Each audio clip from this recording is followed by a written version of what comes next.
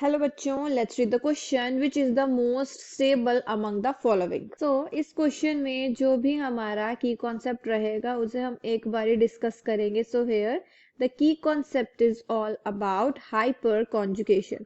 सो इस क्वेश्चन में हम हाइपर कॉन्जुगेशन की हेल्प से ही इसको सॉल्व करने वाले हैं। सो हाइपर कॉन्जुगेशन क्या होता है, सबसे पहले तो उसे ही हम यहाँ पर डिस्कस करेंगे।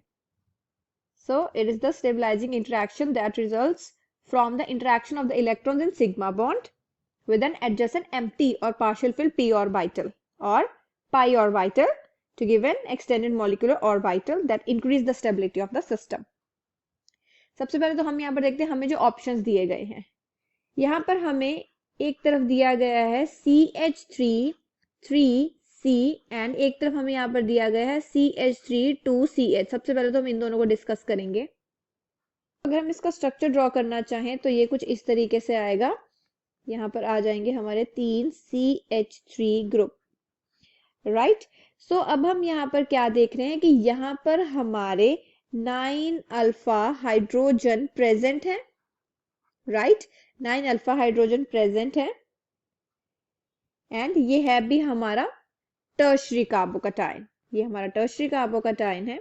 सो इसका मतलब ये तो सबसे ज्यादा स्टेबल होने वाला है, ये सबसे ज्यादा यहाँ पर स्टेबल होगा, मोस्ट स्टेबल। अब अगर हम बात करें हमारे इस कंपाउंड की, सो इसका भी एक बार हम यहाँ पर स्ट्रक्चर ड्रॉ कर लेते हैं। सो यहाँ पर आ जाएंगे हमारे 2 CH3 यहाँ पर प्रेजेंट है। सो यहाँ पर 2 CH3 प्रेजेंट है तो यहाँ पर हमारे पास क्या हो गए हैं, दैट इज यहाँ पर 6 अल्फा हाइड्रोजन प्रेजेंट है एंड ऑल्सो ये है हमारा सेकेंडरी कार्बोकैटायन। ये सेकेंडरी कार्बोकैटायन आ जाएगा तो ये उससे तो ये कम ही स्टेबल है, मतलब कि इन दोनों में से ये सबसे ज्यादा स्टेबल होने वाला है। बचा जो हमारा CH3 CH2, ये तो है हमारा प्राइमरी कार्बोकैटायन।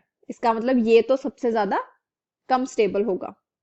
सो सबसे ज्यादा कौन सा स्टेबल हुआ हमारा, that is CH3 3C, then उसके बाद हुआ CH3 whole twice CH and then in last हमारा हुआ CH3 CH2।